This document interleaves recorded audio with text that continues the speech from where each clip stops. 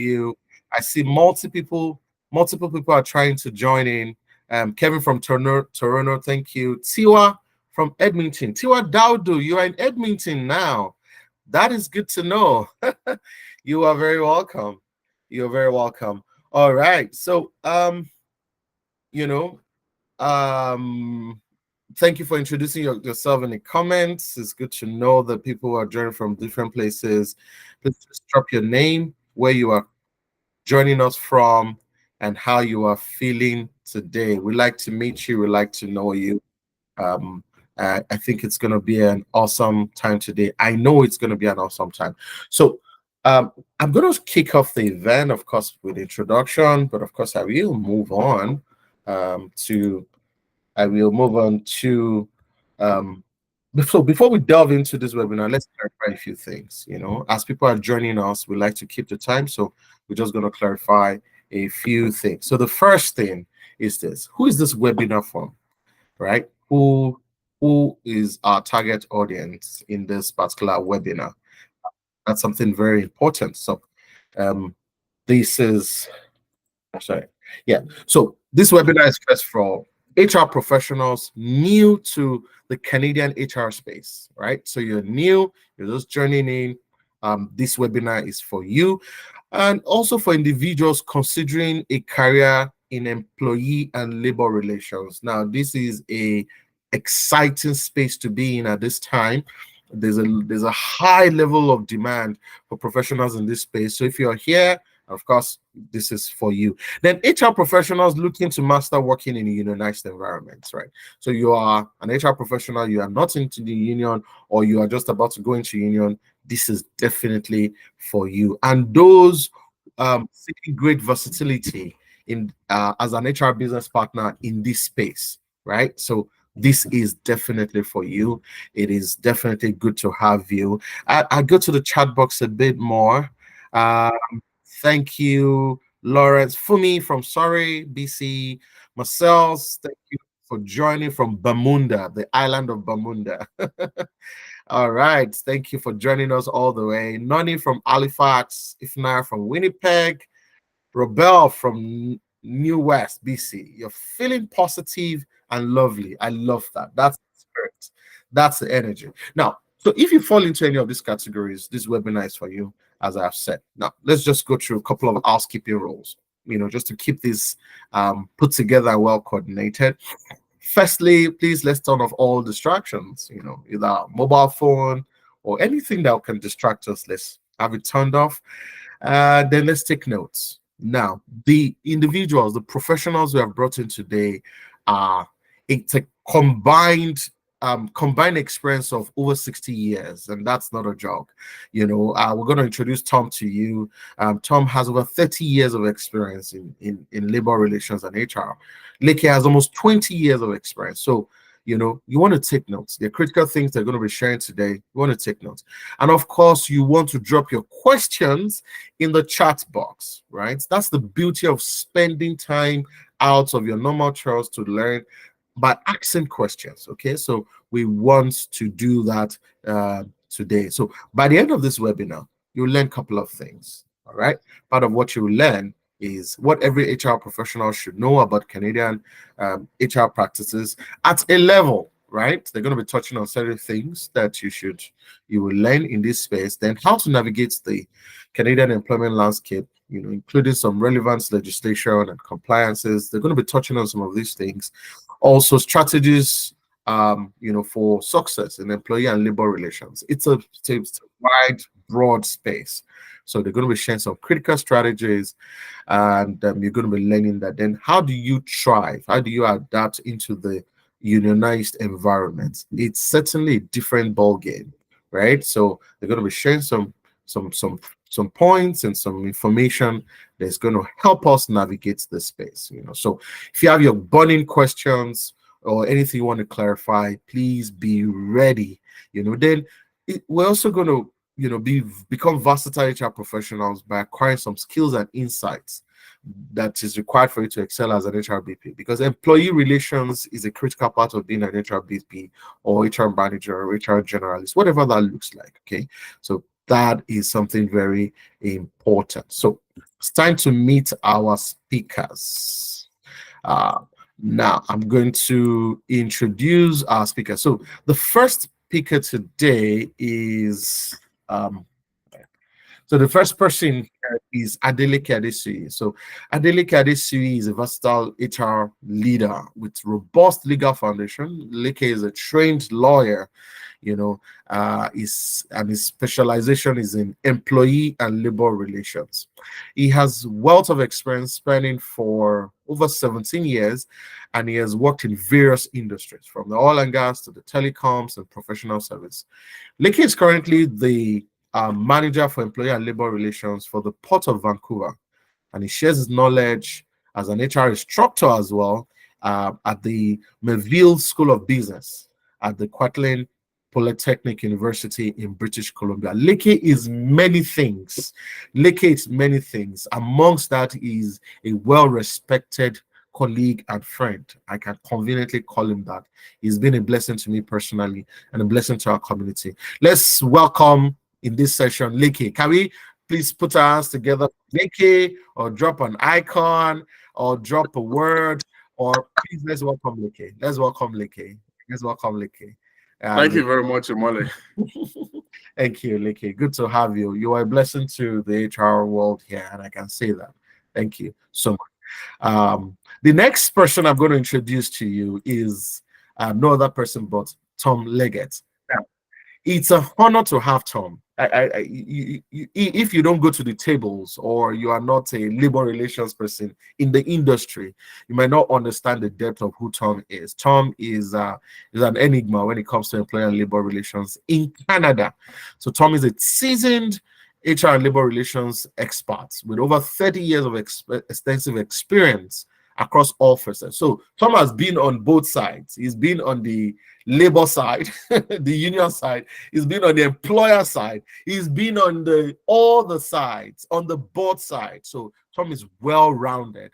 His expertise, of course, span around recruitment, retention, engagements, performance management, and the core of what we're talking about today. His background is strong in collective bargaining and contract administration, having successfully handled hundreds of cases, mediation cases, arbitration. I mean, to get Tom is not a joke at all. So I want to also thank Leke for that. He's always busy. And Tom's specialty includes dispute resolution, collective agreement, negotiation, and fostering a strong relationship within organizations. And Tom loves what we do and is passionate about this. Please, with joy, can we all welcome Tom today? Let's celebrate Tom. Can we drop an icon? Can we unmute? Can we say thank you? Can we say welcome? Tom, so good to have you. We do not take this for granted. Thank you for being here. So, are you ready? Are you ready for today? If we are ready, can you please drop an emoji? I need to know that we are ready. I need to know we are ready for today. Can we drop emoji? Can we drop? Let's drop something. Let's drop something. Okay. All right. So we are ready. I am ready.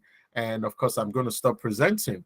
I can see Tom. You're mute. Leke, you're mute. I'm sure you know that. So let's get into it. Let's get into today's conversation. I'd like to remind us that you have opportunity to ask questions. Right. Today, we're looking at mastering union and employee relations in Canada. So please be ready with your questions. So I'm going to push the first question to any of you can of course can talk about this, but we're looking at the landscape in Canada, and you see that there was a time there was a decline, there was a gradual decline in labor and employee relation and labor union, but we see it picking up. We see it coming up right now. So from your perspective, what are the key factors influencing union membership rates in Canada today? Right, most in the past 2 months, one of my very good friend, they've served them. In fact, one of the bodies succeeded, they voted, and they are unionized now. Another one has sent them notification, and that's how we're seeing it. It seems to be increasing and coming back. Guys, let's start with that. What are some of the critical factors that we see that's influencing the increase in labor union in Canada landscape? Who wants to go for that first? Leke, you want to take the first tranche and I'll take the second? Okay. Boss, I can do that if you want me to. Before I go into this, I just want you to know Tom was my boss for almost 5 years, and we have a fantastic working relationship. I learned a whole lot from him, from the technical side, especially from kind of managing that relationship side of things. And Tom also taught me a few punches, through kind of union engagement. So Tom, it's nice to have you here. So on the subject of unionization and the activity we've seen of late, especially in Canada, I'll say a couple of things. One, especially in the last 3 to 4 years, we all know what happened with COVID. It changed a lot of landscape. It changed the landscape significantly in terms of the expectation of employees. If you look at the level of demand for increase in pay, driven by what we can see as economic downturn in North America generally, and employers pushing very hard back. This has caused a lot of organizations to start thinking, maybe employees to start thinking, maybe we're better off if we actually join a union and have a collective force and a collective voice to push their demands. And on the what I call on the regulatory and on the legal side of things, there was a recent change in legislation in British Columbia, because it used to be that to be able to form a union, through the process of organizing, once you have the what I call the required quorum, you have to put it to vote. But I believe now, once you have a quorum of about 55%, I should presume, there's no reason to put it to vote again. So once you have 55% signing up, then you can form a union.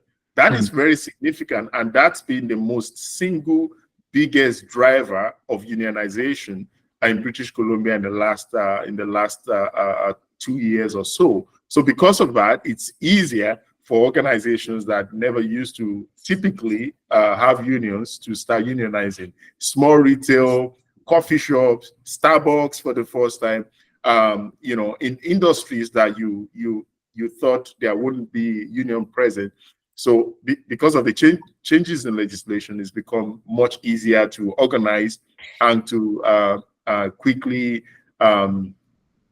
get to the point where contracts are being pushed through and have been ratified. So, and the last thing I'll say generally is, over the course of history, unionization comes in waves. So it appears we're experiencing another wave in history that is causing a lot of employees to seek justice outside of employment legislation, because to some degree, a lot of employees feel employment legislation is not fulfilling that goal of either improving their conditions of employment, like pay, like benefits, and then how better to do it, than to look at history and look at how it was done back in the day with a lot of strong unions, than to go back to the basis, which is the union. So those are some of the kind of factors that is driving unionization more, and creating more jobs for labor relations specialists and managers and advisors all over the place.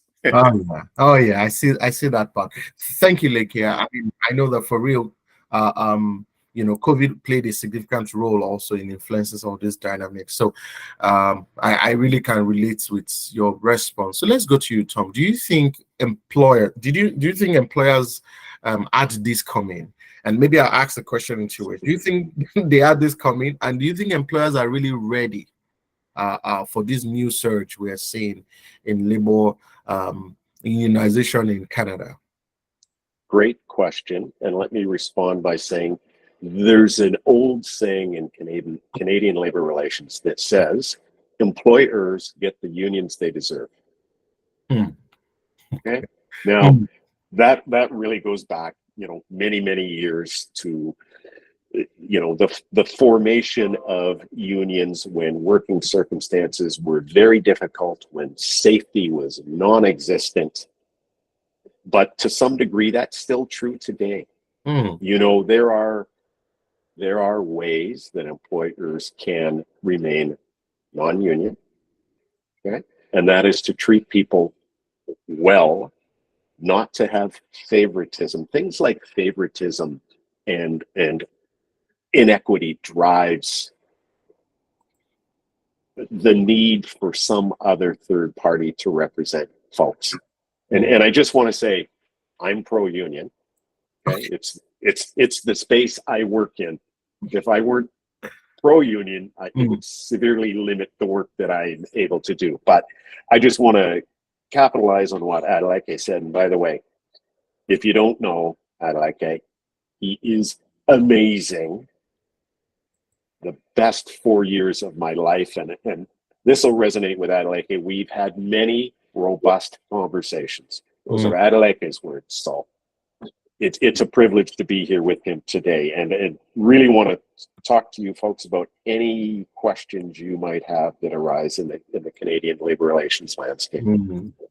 Wow, thank you. Thank you. I'm so glad you said that. And obviously Leke has before now, Leke has said so much about you. So meeting you is very exciting, and thank you for saying that, and thank you for sharing this information. So it's interesting that you said that we still have this unfair treatment happening still in the workforce, right? So the statistic shows that 30% of the employees or workforce in Canada are unionized. Before, I remember looking at it not too long ago, it was about 27%. Now it's going around 30%. But what do we think is the major gap that is still enabling this kind of unfair treatment, especially in a country like Canada, where you have the ESAs, right? You have the you have the human rights body. You have all this body representing. Why do organizations, at the broader level, still treat employee unfairly to the point where people are beginning to, let's get restitution from unions, or let's join the union so we can get better representation, or fight for our rights, or get better money? Why is this still thriving? Why? I like to know. Maybe I can jump into that one first. And I just want to say, firstly, we recognize and applaud, I think, entrepreneurs who put themselves out there, right, at great cost to themselves. Many businesses fail. Yeah. There's not that many Amazons and Starbucks and the like. But having said that, I do want to say that you look at all the organizing drives within something like Amazon, both in the US and in Canada, and there's a reason for that. And whether it's engineered labor standards, whether there's this inordinately high expectation of production, right down to the minute where folks may have to get permission to use the restroom and then potentially be docked a few minutes of their time for using a restroom. Now, don't take that as gospel. These are just the musings in the labor community. And I would say something similar about Starbucks. I've been going to Starbucks for 35 years, every single day. But folks, not everyone's nice and kind. It can be a difficult working circumstance for some folks trying to get the scheduling, and face it, we all have a bias. We all have favorites. We just do. But if you allow that pervasive favoritism, right, it creates this need for justice. Wow. Favoritism creates the need for justice. Interesting. Leke, I like to push this. Thank you so much, Tom. Leke, I like to spin this. You can respond to it, but I like to spin this to you. You ask, what's the role of HR business partners, HR leaders, or HR managers in all of this, still allowing this to be perpetuated in the workforce? Thank you very much, Imole. I think the role HR plays here is kind of multifaceted. It all depends on at what level. I would say at the selection level, at the recruitment level, organizations must be very proactive as to the kind of leadership they want to bring into their organization. Because as the saying goes in HR, people often resign from their managers, right? People leave people in the organization, not particularly the organization. So if you bring the wrong leaders in, and then you have the right type of employees, you're going to lose your employees in a matter of time.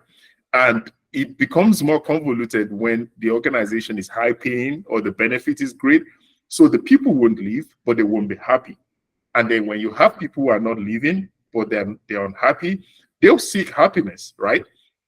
We're naturally wired to pursue happiness. So part of that pursuit of happiness is looking for what Tom has described as third party to come in to fulfill and fill that gap. Sometimes labor disputes are not the big beastie issues. They are the little issues that make employees very edgy. And sometimes you see the union going all the way to strike, to facing lockouts and all that, for things like coffee breaks, right? And you're wondering, why is coffee break so important in the scheme of everything that should impact life? But you see, the feeling of fairness is at the core of labor relations dispute. When you see any labor relations dispute anywhere, when you untie the knot, you'll find the subject of fairness in that conversation. So having leaders that recognize that employees should be treated fairly, and rules and policies and procedures should be applied fairly, and treat people as humans, regardless of the level within the organization. I think that is very important. And that's the role HR plays from the recruitment point of view. And then when you look at recruitment all the way, to talent development, to leadership development, to performance management, to engagement, if you have the right kind of leaders applying, managing, and executing this, the chances of improving the level of fairness within the organization and the quality of leadership is higher. But I always say that we get it wrong most of the time from recruitment, because once you hire the wrong leader, most especially the leader, once you hire the wrong leader, everything through the organization struggles from there, including labor relations and your relationship with the union. So it's fair to say, because I know some people will argue and say you can't pin all of this to HR. But from your analysis, it's almost fair to say that when you have your people clamoring to join the union, or there are constant issues in the union, you don't have a fair HR, or you don't have fair systems and processes in place. Yeah, you can rightly say that, because from what Tom said, organizations get the kind of union they deserve, right? How militant the union is, it's dependent on history. It's very empirical. If you have a sound relationship, you pay well, if you treat your people well, oftentimes the union would not have much to do. I've been in situations where the union is filing few grievances in a year, and I've been in situations where grievances are flying like every other week. That all depends on on how you treat people. Of course, I'm not saying that the union oftentimes can not have big rooms for improvement, as I always have those robust conversations with Tom. But at the organic level, organizations must do right. If they do right, the union would most likely follow suit. Fantastic. Thank you. I'm going to jump to you now, Tom. But before then, if you're just joining us, thank you so much for joining. Please drop your questions. We're ready to answer your questions. Leke, should we be answering the questions now, or we wait after the talk to answer the questions? Should we take the questions as we go? So we can address the questions we have, and then create more time to go over the follow-up questions. Yeah, okay, that's fine. So Tom, let's talk about, thank you so much, Leke. Tom, let's talk about the legal framework in Canada. Do you think, what are the legal frameworks that is in place that protects the employer or supports the employer and the employees? And do you think we have strong legal frameworks in Canada that is good enough to deliver the results it ought to deliver? What's your view? I do, but I'm also going to say I do not have the legal background that my good friend Leke has. So if we're going to talk strictly legal questions, I'm going to leave that to my friend.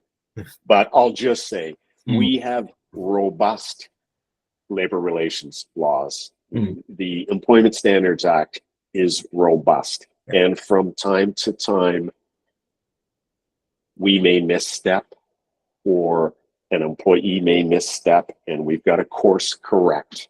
You know, really, for the work that I've been doing lately, I'm not really looking at the labor relations code per se. I think the code is more there to say, if you want to organize, these are the rules and how you do it. Okay. Yep. Protection, there are protections there for both parties. There are rules that if you're going to have a labor dispute, what must be done. And those are key to ensure that our economic drivers are not displaced.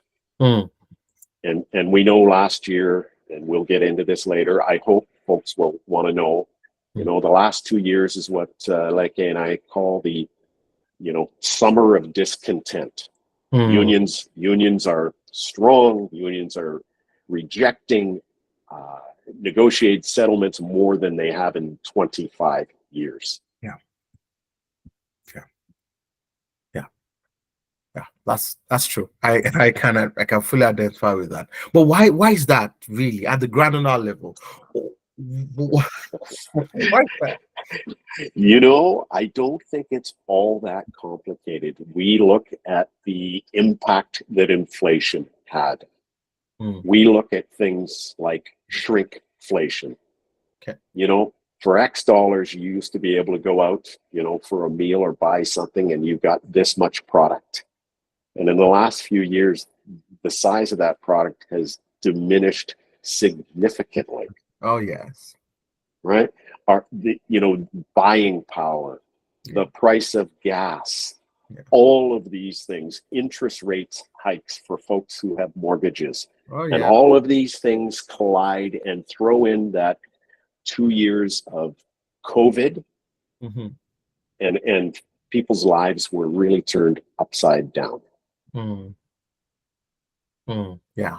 Oh yes, I can totally relate to that. And so last year, in middle of last year, the company I was working with, we went for a 3-month strike, right? And it was all on money. I mean, that was the last big straw, and it was all of the things you just spoke about right now, that were the factors and they were presented to the tables. So yes, I agree with you. Leke, let's talk about the current government policies, or can we say the government policies or framework has impacted the union density we have begun to see? You know, or just talk on the political side. Do you see it's been part of what is shaping what we are seeing? Absolutely. Interesting to know that we have a NDP government in British Columbia, right? And what that means, NDP is very connected to Labour. And historically, what happens when you have an NDP government is you have a lot of pro-Labour legislation being churned out. And, you know, in history, we've had some of these legislations that are tactically reversed by the Liberals. So that's the political landscape we find ourselves. And like I said earlier, unionization has become, with the introduction of the new bill, it's become very easy, because instead of going through a 2-level process, once you have, I believe, 55%. 50 plus 1. Yeah, once you have 50 plus 1, thank you very much, 50 plus 1, then you have a union. So what that does is, before unions in their organizing campaign, before they even get to that point, they make sure that they have 50 plus 1. So it's almost like when they show up on the scene, they're ready to have 50 plus 1. And because of that, they have a union. And once a union, once certification is issued, you have to go in and bargain. And based on what Tom said, bargaining in the last 2 years have been, it's like putting a back tooth out. It's been very difficult because of all those drivers and because of all those factors. So, and one thing I have to say also is sometimes legislation is slower to catch up with reality. Because if you look at the lawmaking process, it's not as fast as waking up tomorrow and then, you know, declaring a decree. Yeah, it goes through different levels through the legislative process. Sometimes it takes a long time to catch up to get to that point. And when the current legislation is not effectively taking care of the current conflict, then the conflict becomes elongated. And there's a cost to that. There's a cost to business, there's a cost to the economy, there's a cost to jobs. And also we have to understand that in Canada, although we have this provincial dichotomy, Ontario in a lot of ways leads legislation on employee relations and labor relations issues. And we're seeing a whole lot of that with the right to disconnect. We've seen a lot of that with Ontario having legislation against asking for Canadian Experience to the recruitment process. So there's a whole lot that is coming from that angle that is also impacting the other provinces. So in terms of the legal framework, it's very connected to the political activity in the country. So sometimes it takes a longer time to get there, although we're seeing inflation kind of subsiding gradually. But in terms of what's happening at the bargaining table, the rate at which we're bargaining, that cannot be reversed, because you know that once employees bargain for a pay increase and they get it, it's almost impossible to go back to status quo if prices of things go down. And employees, like Tom said, employers are struggling to stay afloat. If you're not a strong money maker in the economy now, you find it very difficult. Minimum wage just went up in British Columbia to $17.25 or something like that. This is all happening in the same pool. So you can imagine the impact that is having on relationships between employees and employers. And of course, the union is fighting harder than they've ever fought in the last 20 years. Totally. Thank you so much, Leke.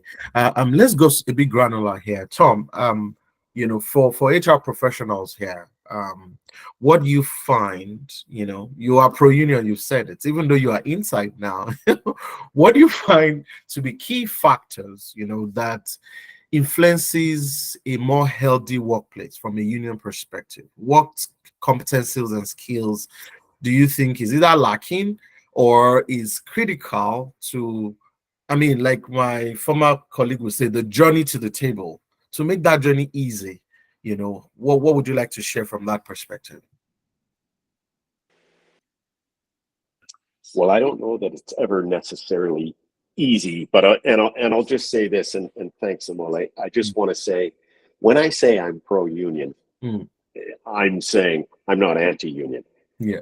Okay. Right. So there are organizations that really need a union. There are other organizations that have a union that probably don't. There was a restaurant in Vancouver last year that organized, and they're a Canadian chain, right? And they organized, and shortly thereafter, that restaurant in downtown Vancouver closed. Now, every day I read the newspaper or a blog, and there's a restaurant that closes. The cost pressure, all of those pressures on these companies and businesses to profit. And listen, at the end of the day, they are there to make a profit. Why else would you take the time, effort, energy, and expense to start a business? Okay? And again, be prepared.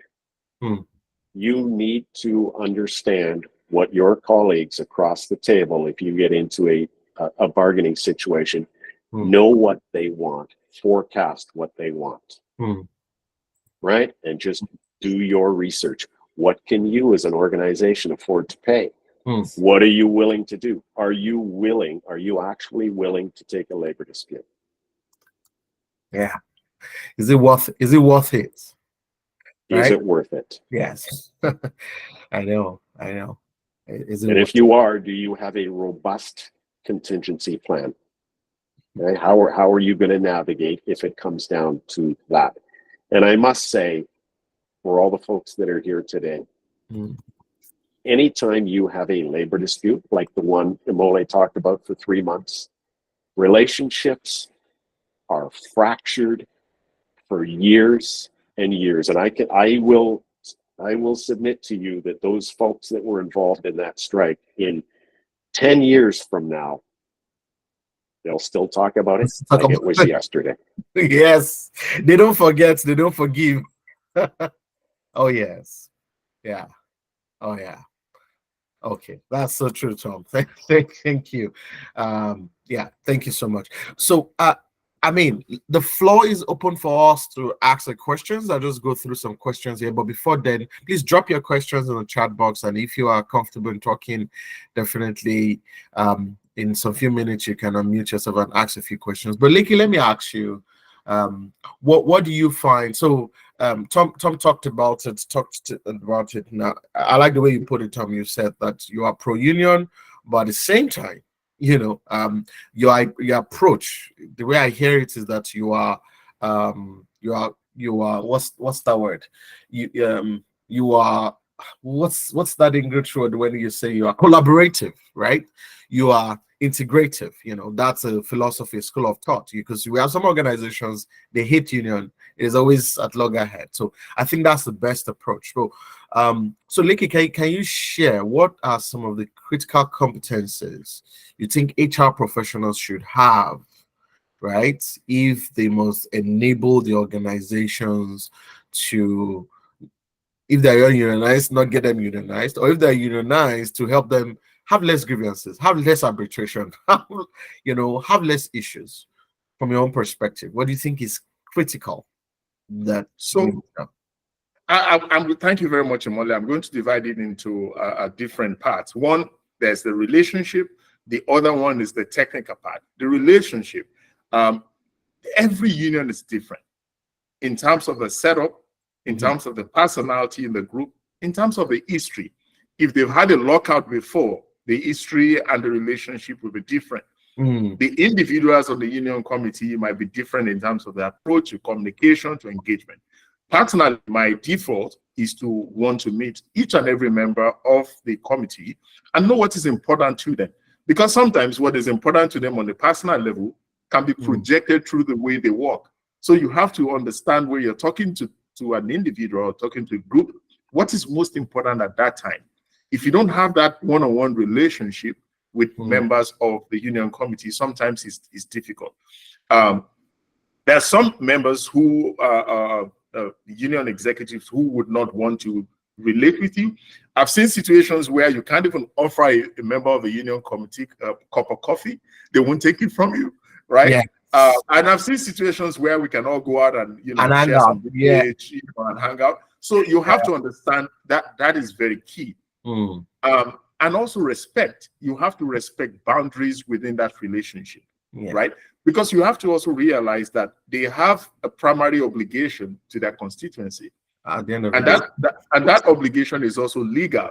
If they fail to represent their members appropriately, they can be brought before the labor board, right? And on the technical basis, understand your collective agreement. Live it, drink it, make sure that you understand your collective agreement, because the chances that the union committee understands it better than you do is high.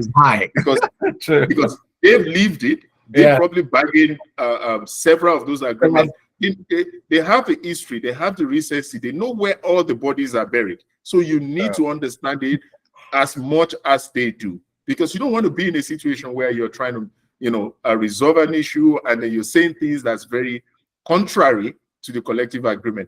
Because in addition to the collective agreement, there's a lot of past practice. In fact, I would say in some contexts, there's more past practice than even the agreement itself. And I know Tom and I we've worked on different projects, and we're just literally pulling our hair out just because of these past practices and the difficult corners they can put you. So you have to be very technically sound.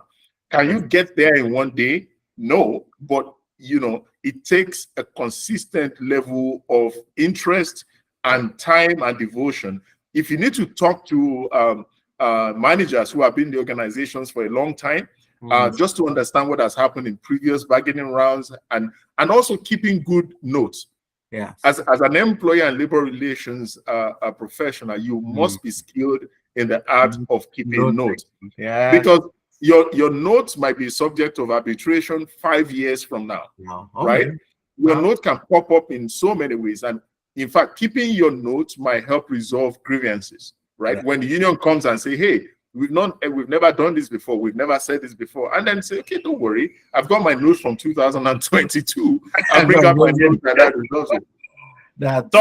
Tom knows how often when we're used to work together where the lawyers are requesting for a note and we're photocopying it and we're redacting documents and all that. So that on the technical side, that's very important. Yes. And also you have to understand the business.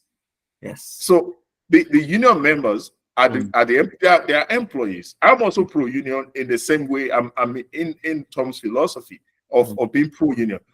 And members are not they're not our opponent. Yes, they're not the enemy. They're employees. They understand the business. They run the business. So if you have to be able to support them through your engagement with the union, you also have to understand the business. Because if you don't understand the business, it's going to impact how you present yourself, the things you say, and how you prioritize your work. Because now you know what is important for the business and you align your work. I can say much more about but because of our time, but there's a lot you can do there. I totally agree, and we're going to be expanding a whole lot of this. Leke is, I mean, this team is taking a major course, and there's opportunity to learn so much of this and much more. And I'm going to be talking about that in a few minutes. But let's quickly go through the questions, and please drop your questions. But let's go through some of them quickly, and then we begin to head up. So Noni says, "What if leaders are good, but organization itself is not exactly employee friendly? In this case, the leaders' hands are tied. What happens in this situation?" Tom, you want to quickly take that? That's a great question, and it's more common than not, frankly. And again, as an HR LR practitioner, what do you want to bring to the table to get a seat at the table? Okay, so that's one thing I'd say to you. So, it's about the culture. It's about the workplace organization, and in that instance, how can you get in front of senior leadership and how can you talk through those things? How can you pose those questions? What if we treat folks differently? What is driving the grievances or the disagreements, and get a handle on that? And many times, and Leke talked about, training and union training.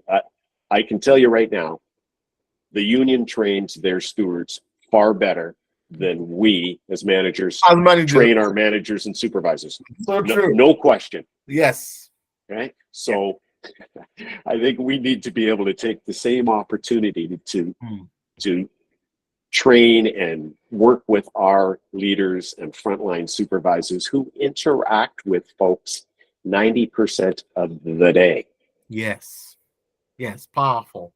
I love that. And you pointed out a fact that we discovered and we started working on, and that is, in recent times, the union train their shop steward and invest in them. And so you can be a weak HR or weak manager, if you want to function in that space. And that's a very vital point, Yes, and you talked about the core of the grievances. So there really needs to be clarity in understanding why are these people agitated? Where's this issue coming from?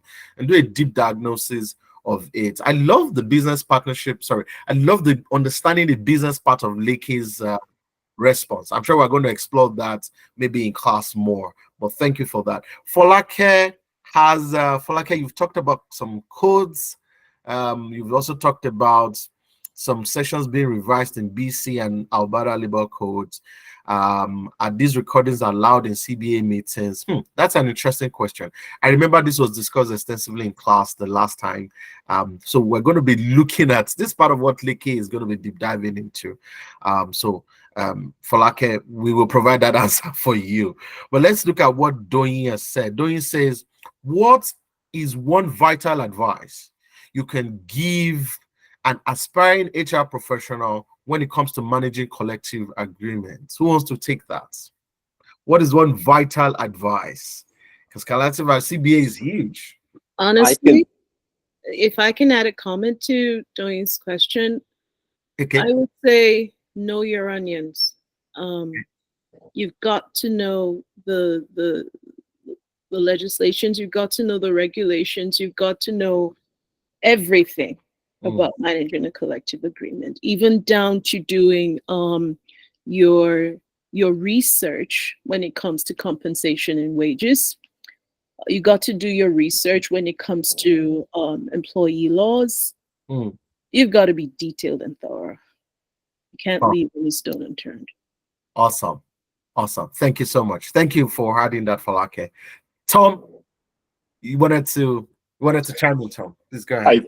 I think Leke would agree with me, and he talked about it earlier in his statement. And Falake, thanks for that. And yes, know your collective agreement intimately, inside and out. And as Adeleke said, it's critical to know what have your practices been, because you can have language in a collective agreement that both the employer and the union may treat differently. They may not necessarily rely on that language. And if you're a new practitioner to a new organization and you don't have that history yet, then you truly wouldn't know that. Yeah. Thank you. I love that addition. I mean, I think there's also a lot of contextual elements if you must succeed working in a unionized environment that is critical. All right. Thank you. So Noni says, I know that provincial laws kind of supports Canadian. Please correct me if I'm wrong. At what point does the Canadian labor law comes to play? At what point the Canadian labor law? It's a different setting. So Leke, go for it. So let me just quickly make a comment on that. Canada Labor Code applies to federally regulated organizations, one of which I currently work, is very different from the Employment Standards Act, right? So unlike British Columbia, where we have the Labor Code, where we have the ESA, and then we have other provisions, the Canada Labor Code is sort of a compendium for federally regulated employees. So within the Canada Labor Code, you have the employment standard provisions, you have the labor code provisions embedded in it. But these only apply to federally regulated organizations, which in Canada, they're a fraction. Most of the organizations or most of the businesses and industries are managed by or regulated by provincial laws, depending on which province you fall into. And sometimes the changes, if you pick up the legislation, you might not see the recent changes in it. You have to go to the compendium of laws to kind of find the new bills and new laws that are being passed on the provincial level. And this depends on the individual provinces to kind of find these changes. So when we take the full spectrum class, we'll go deep down into some of these recent changes and the impact to the workplace. All right, thank you so much. So we can maybe take one more question, but before then, I mean, if you have one more question, you can please drop the question. Before we get some final, maybe question and some final word from Leke and Tom, one of the things we want to present to you in today's, number one, we hope you've gotten value from this session.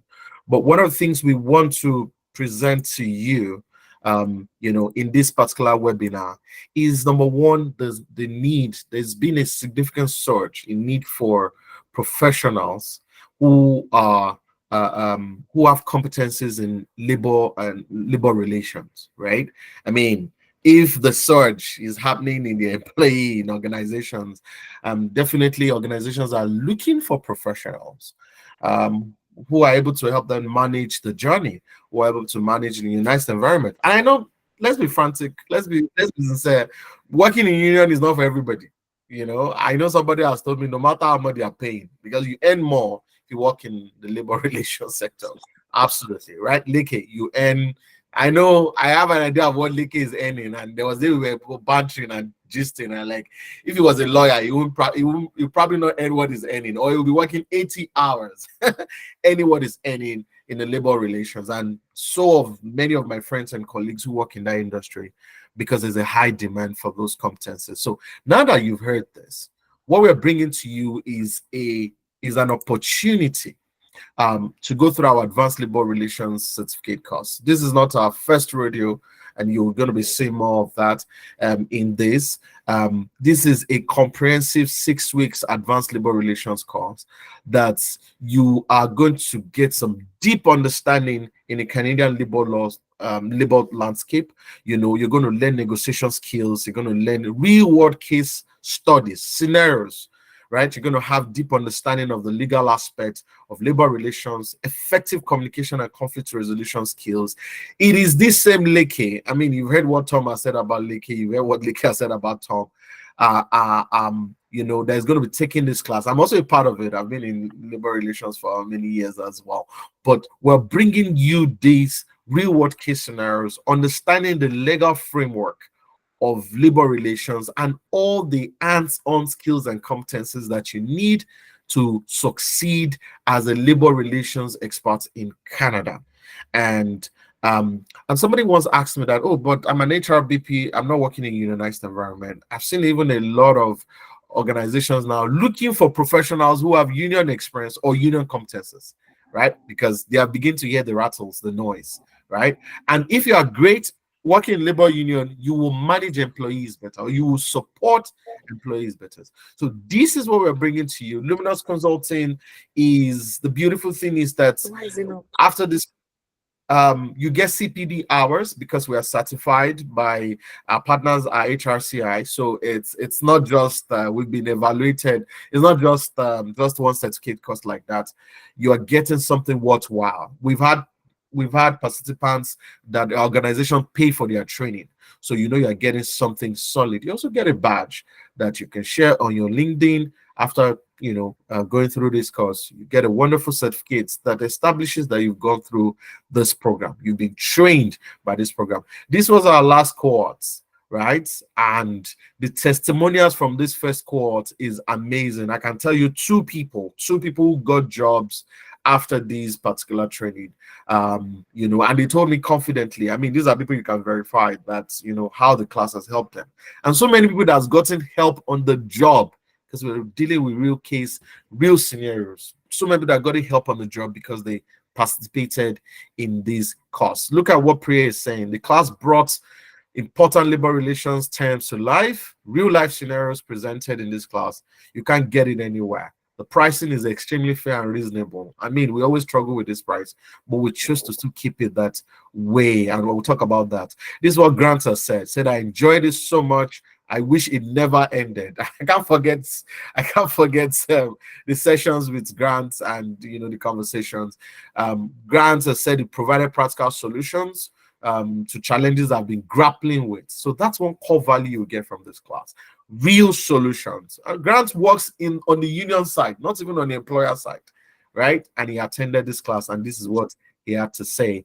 Opeyemi says that you know, she felt it's personalized coaching because of the facilitators were dedicated in ensuring I grasped every detail.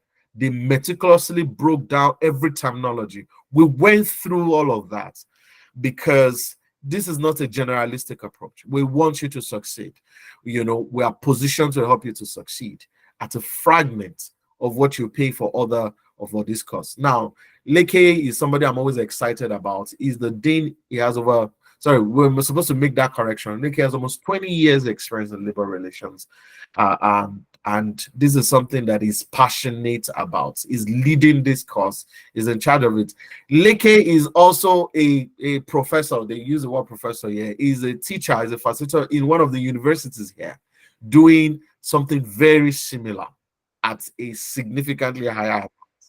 We don't need to talk about that. So we're inviting you to join the class. It's going to start on the 23rd. That's about 2 weeks from now. 100% online. Weekend classes, 8 sessions, 4 weeks. So I call this 6 weeks because we also have another bonus session for job search strategy. For those who want to pivot, we have that session. And we also try to bring in somebody else to go through some live sessions with us. The beautiful thing is you have access to the facilitators, you know, going through this course. And if you want to go for it, all you have to do is to go to this link. We're going to drop it in the box. So we're going to send it to you. Go and get registered. And somebody asked me, Wimole, how much does it cost? Now, the regular investment is $1,000. Now, this $1,000, just one of the models we are training is 2,500. It's 2,500 in one of these universities I don't want to mention. Just one of the models, not the whole package, is 2,500, and we are giving the total package for 1,000 naira. Same value, higher content, higher quality. And interestingly, early bird, you can save 200, you can save $20, 20%, excuse me, and go for it at $800. And if you're able to register today within 24 hours after this session, you can pay as low as $750. I mean, I don't know how much investment I've made in education. I've seen Leke's profile. You've seen his profile. You don't know how much investment, thousands in his hundreds, of made in education, and you can't. There's no substitute for it. Value is value. So the encouragement for you out there is make sure you take advantage of this offer. Register today.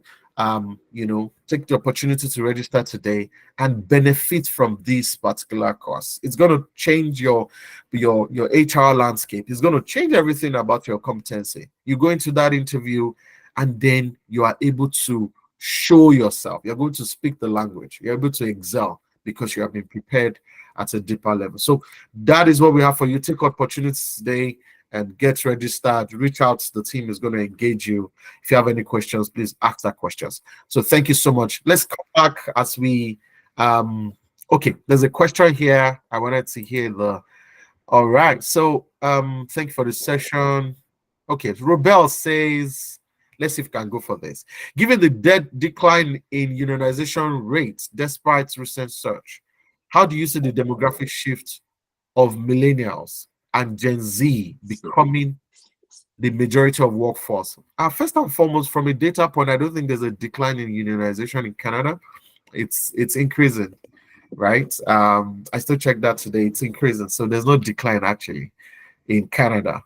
We spoke about it earlier on, but that's a good one. It says, how do you see the demographic shift of millennials and Gen Z becoming the majority of workforce? Tom, do you want to take this, or Leke, do you? That's a very interesting one.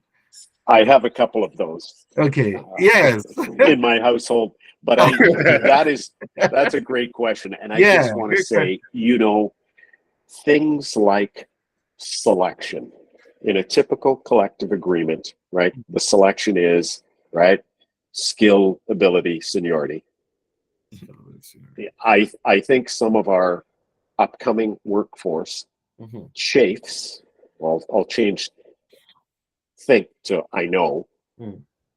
For a lot of young folks who are coming into the workforce, they don't really prescribe to this whole seniority complex, right? They're more interested in, I have the skill and ability and I can do the job better. So that's where it starts to chafe with the typical union concept of seniority. And I'll toss it over to Leke for his comment.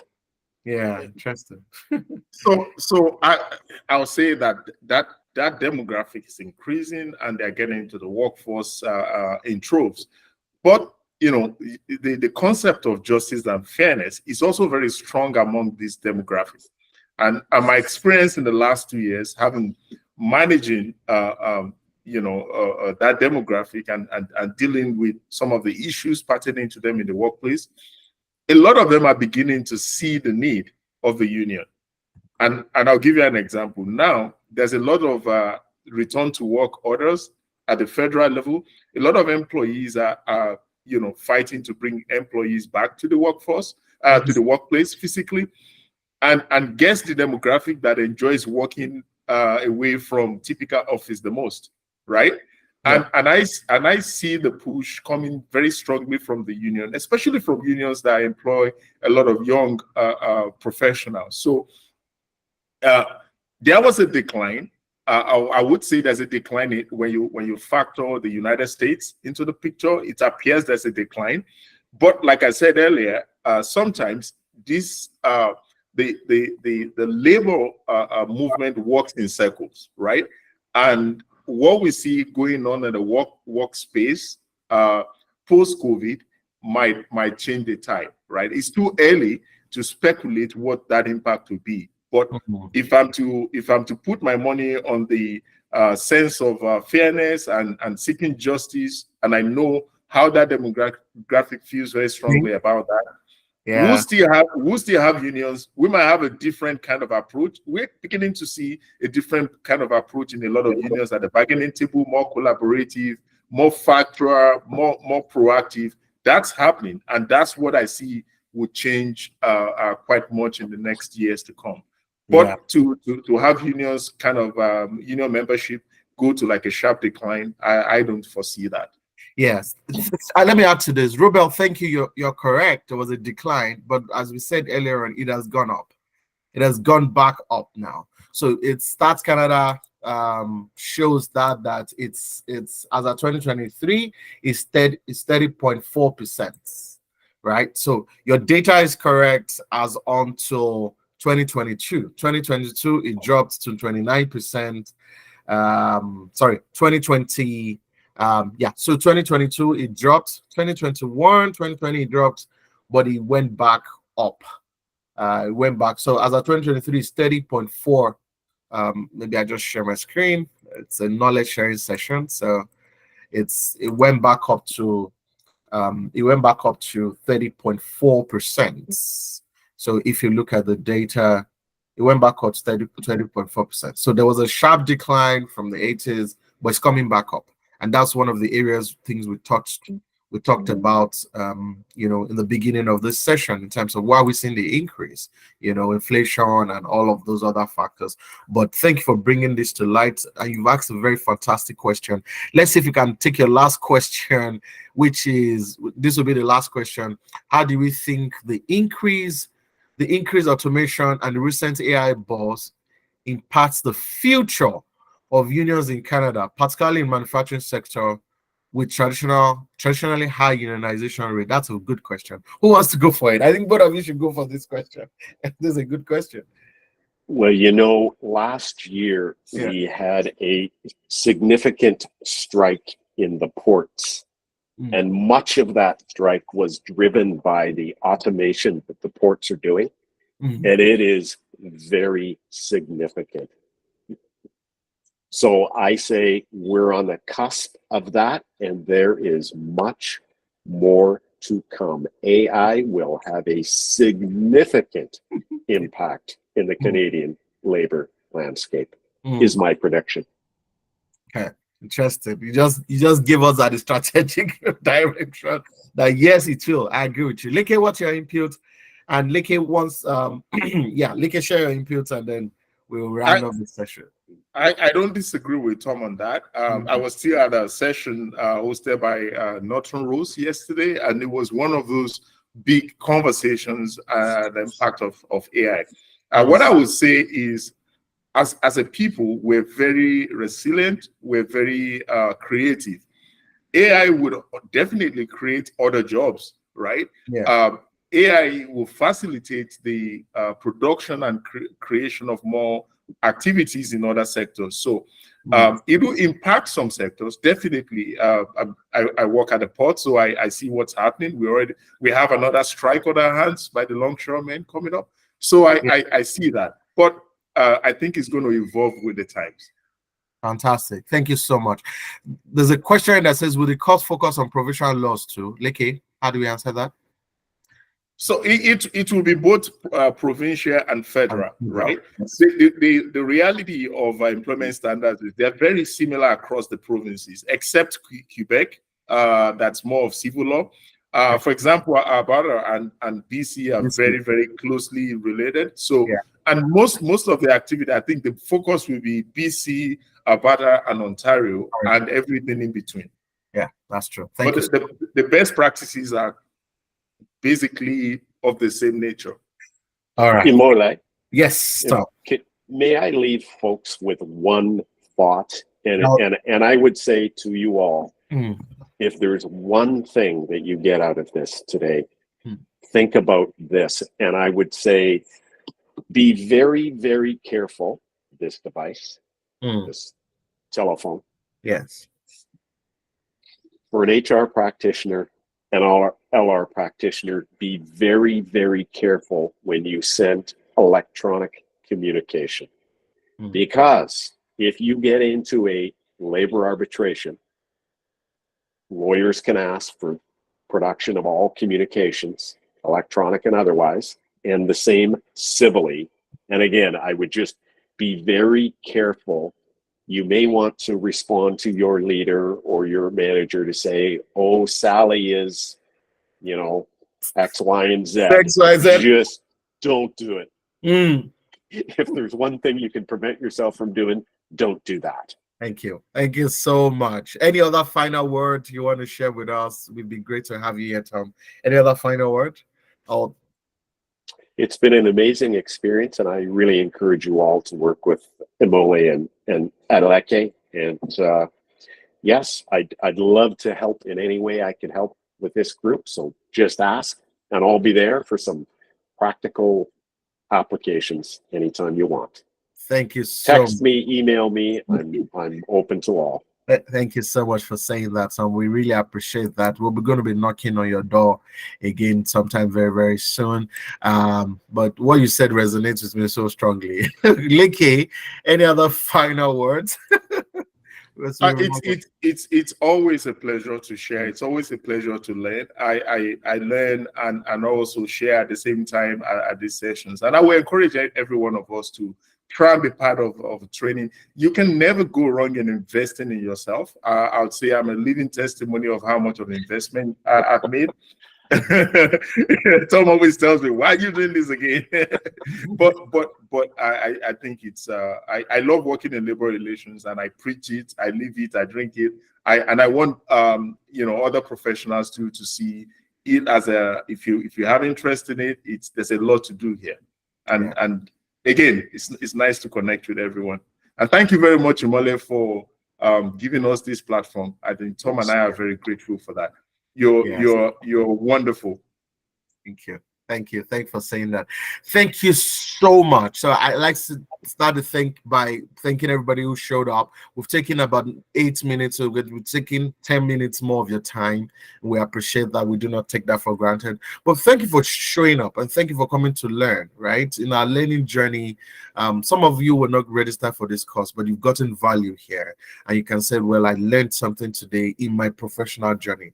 And for us, it's part of the joy. And for some of you, you're thinking about it very strongly. Make the investments. Leke and I talk about it all the time. There have been times we had to do credit cards, we had to do, but it pays off. So make the investment. Your boss will say it, your colleagues will say it. It will enrich the quality of your thinking, the quality of your deliverables. And that is something that nobody can take away from you. It's a differentiated factor. And again, thank you so much, Tom. It's an honor to have you here. It's a big, big honor. We appreciate and we celebrate you. Leke, my guy. Leke is anytime my go-to person.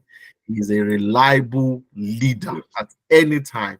And it's an honor to work with Leke. And to everyone, every friend that showed up to support, and all the team in Luminous Consultants, and everybody that came today, we appreciate you for spending your time with us. Please reach out, get registered. We'll be knocking your door. We'll be telling you more about this. And let's come together and separate, and give ourselves that edge that, might be the considering factor for our next level in our career, especially if you're interested in this niche area. It is a niche area. You need to understand that. So go for it. Thank you, guys. Please go out, enjoy the sun for those of us in Canada and those of us in Nigeria. Thank you. And those from Bermuda. Thank you. People came from all over. We appreciate you. And everybody that asked a question, Folake, Robel, Jumoke, everybody that engaged. Thank you so much. We appreciate you. Again, Wumi, Tina, everybody. We celebrate you, myself, and Jumoke. Have a wonderful, wonderful time. And one more thing. I believe in networking. Please, if you want, you can drop in your LinkedIn, drop your name on LinkedIn, or drop your LinkedIn link, and so that folks can connect. I'm going to drop mine. Networking is powerful, especially in Canada. Your next job might be from my last job. I got it through referrals from Leke. I'm always confident to say that. just because somebody mentioned your name somewhere. So please feel free to, if you want to network, feel free to drop. Officially, we have finished the meeting. Please feel free to drop your LinkedIn, drop it there and let somebody connect with you, or pick some names and connect with people. It's great to have you all. Other than that, we can make sure we have a wonderful, wonderful weekend. Okay. Thank you, everyone. Yes, Licky. Thank you, Tom. I'm going to connect with you, Tom. Thank you so much. Thank you all. Thank you. Thank you. Thank you. Yeah. Thank you. Drop your LinkedIn, connect with people. Okay. Yeah. Boom, boom, boom, boom, boom, boom, boom.